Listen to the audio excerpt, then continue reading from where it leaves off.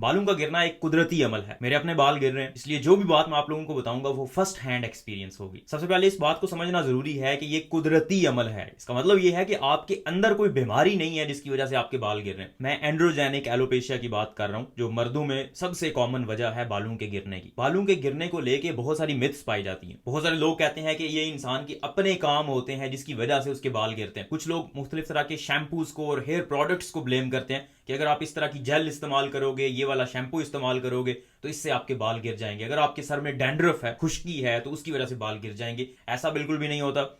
बहुत सारे hair products होते हैं, हाँ उनके कुछ और नुकसान होते होंगे, लेकिन बाल गिरने की वजह एंड्रोजेनिक एलोपेशिया ही होती है। वो आपके अंदर के अपने केमिकल प्रोसेसेस होते हैं जो एक नॉर्मल प्रोसेस होता है। कुछ लोग ज्यादा प्रोन होते हैं, उन लोगों में ज्यादा होता है, कुछ लोगों में कम होता है। इसी तरह बहुत सारे ऑयल्स, मिनरल्स और विटामिन मशहूर हैं कि विटामिन ये वाला इस्तेमाल करो, ये वाला ऑयल इस्तेमाल करो तो आपके बाल दोबारा से ग्रो होना शुरू हो जाएंगे, बड़े हो जाएंगे, बाल घने हो जाएंगे। ऐसा भी कुछ नहीं होता। बहुत सारे ऑयल्स ऐसे हैं जो आपकी स्कैल्प की हेल्थ को, मतलब आपके सर की जिल्द को थोड़ा बेहतर बना देते हैं, लेकिन बालों को दोबारा से रीग्रो करवाना शायद मुश्किल काम है। इसी तरह जो सप्लीमेंट्स होते हैं, विटामिन वगैरह होते हैं, हाँ अगर आप में कमी हो किसी विटामिन की तो उसकी वजह से अगर बाल गिर रहे हैं फिर हो सकता है आपके बाल ठीक हो जाएं। लेकिन अगर विटामिन की कमी नहीं है तो आप जितने मर्जी कैप्सूल, जितने मर्जी विटामिन और सप्लीमेंट्स लेते रहो, आपके बाल गिरना बंद नहीं होंगे। इसी तरह मैस्टरबेशन को भी ब्लेम किया जाता है कि जो लोग मैस्टरबेशन करते हैं उनके बाल ज्यादा गिरते हैं। इसमें भी कोई ऐसा सच सच्चाई नहीं है। मैस्टरबेशन करें या ना करें, जिनके बाल गिरने हैं उनके बाल गिरेंगे। तो अब फिर सोल्यूशन क्या है? अब हम इलाज कैसे कर सकते हैं? बहुत सारे ऐसे लोग होते हैं जो बहुत परेशान होते हैं अपने बालों को लेके। उनके लिए बालों का गिरना एक बहुत बड़ा सोशल कंसर्न होता है। उनकी सेल्फ एस्टीम का, उनकी अपनी इज्जत नफ्स का मामला बन जाता है। तो आप लोगों को मैं ट्रीटमेंट की, इलाज की दो मुख्तलिफ टाइप्स बता देता हूं। एक होती है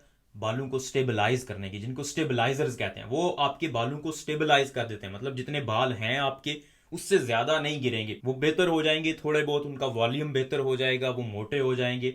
लेकिन यह है कि रीग्रो नहीं करेंगे दोबारा से वो वापस सर पे उसी तरह से जिस तरह से आप पहले 20 साल के थे उस तरह से नहीं होंगे। उनमें दो दवाइयां हैं, एक है मिनॉक्सिडिल और दूसरे नंबर पे फिनेस्ट्राइड है। ये दोनों ऐसी दवाइयां हैं जो प्रूवन इफेक्ट रखती हैं। आपके बाल थोड़े बहुत रीग्रो भी हो जाते हैं और ज्यादातर आपके बाल वहीं पे रुक जाते हैं, बाल मजीद गिरते नहीं है। मिनॉक्सिडिल भी वही इफेक्ट रखती है। मिनॉक्सिडिल मोस्टली टॉपिकल होती है। टॉपिकल का मतलब ये कि आपने सर पे खुद अप्लाई करनी है, जहां जहां पे आपके बाल कम है वहां पे लगाना होती है। फोम की फॉर्म में आती है, बाजू का सिंपल स्प्रे की फॉर्म में आती है, तो वो आपने अपने सर पे लगाना होती है। रोजाना 2 दफा लगाएं आप, और आपको 2 से 3 महीने में उसका रिजल्ट मिल जाता है। मिनॉक्सिडिल इस्तेमाल करने से कोई गारंटी नहीं है कि आपके बाल 100% वापस आ जाएंगे।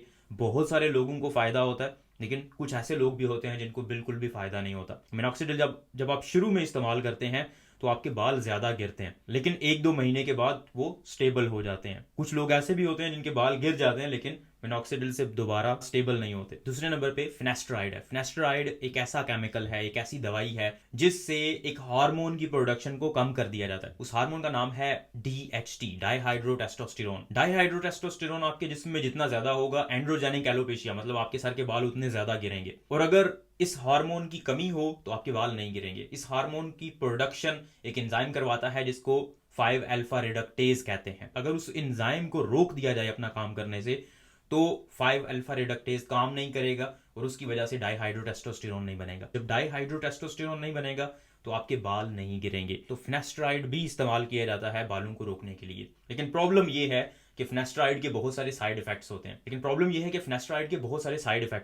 और फिर फिनेस्ट्राइड को आपको इस्तेमाल भी लंबे अरसे के लिए करना पड़ता है। वही 3-4 महीने में उसके इफेक्ट्स नजर आना शुरू होंगे, और जब आप कुछ अर्सा उसको इस्तेमाल करते हो फिर उसके बाद उसके इफेक्ट्स भी खत्म हो जाते हैं। इसके अलावा इसके साइड इफेक्ट्स में टेस्टिकुलर साइज तब्दील हो सकता है, गायनेकोमेजिया हो जाता है, मतलब मर्दों में जो ब्रेस्ट साइज है वो बढ़ना शुरू हो जाता है, और ये टेराटोजेनिक भी हो सकते हैं। इसका मतलब ये है कि अगर कोई मेल ले रहा है और वो शादीशुदा है, उसके बच्चे में प्रॉब्लम्स हो सकती हैं जो अनबॉर्न चाइल्ड है उसमें। इसलिए फिनेस्ट्राइड को बहुत सारे लोग अवॉइड करते हैं। यहाँ पे यूके में NHS में फिनेस्ट्राइड प्रिस्क्राइबेबल ड्रग नहीं है एलोपेशिया के लिए। मतलब जिसके बाल गिरते हैं उसको NHS के थ्रू ये दवाई नहीं मिलती। हाँ अगर वो प्राइवेटली हासिल करना चाहता है तो वो ले सकता है। दूसरे नंबर पे हेयर ट्रांसप्लांट है, मतलब आपके बाल लगा दिए जाते हैं, वो फॉलिकल्स ट्रांसप्लांट किए जाते हैं जिसकी वजह से आपके बाल रीग्रो करते हैं, दोबारा पैदा होते हैं। लेकिन प्रॉब्लम यह है कि अगर आपके जिस्म में डाईहाइड्रोटेस्टोस्टेरोन ज्यादा है और आपकी बाकी सारे सर्कमस्टांसेस उसी तरह के हैं तो फिर वो जो बाल ट्रांसप्लांट किए हैं वो भी कुछ अरसे में दोबारा से गिर सकते हैं। अब इसके अलावा क्या ऑप्शंस हैं? इसके अलावा